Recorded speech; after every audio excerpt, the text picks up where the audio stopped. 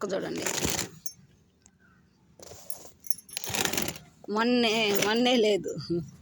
ఎంతమంది ఎన్ని మొక్కలు కనిపెడతామండి. చూడండి, దీంట్లో వానపాములు రెడీ అయ్యింది, చూపిస్తా ఉన్నాను మీకు. అసలు ఇది నిలిచేదానికి కూడా లేదు. మొన్న చూడండి, వానపాములు కనిపిస్తుందా? చూడండి వానపాములు, చూడండి వానపాములు రెడీ అయినాయి. చూడండి వానపాములు, చూసారా? వానపాములు ఉన్నాయి చూడండి, దీంట్లో చూడండి వానపాములు, చూడండి చూసారా ఎంత బాగా వానపాములు రెడీ అయ్యాయో.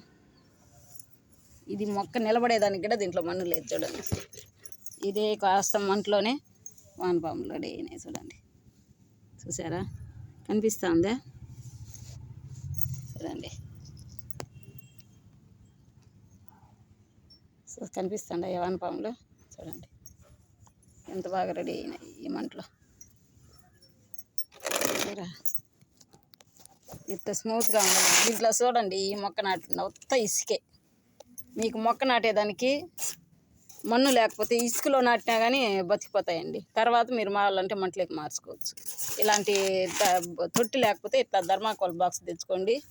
మన్ను లేకపోతే ఇట్లా ఇసుక తెచ్చుకొని నాటేసినారంటే తర్వాత కూడా మీరు మొక్క తెచ్చుకొని తొట్టి తెచ్చుకొని కూడా మార్చుకోవచ్చు. చూడండి, చూసారా వానపాముల్ని?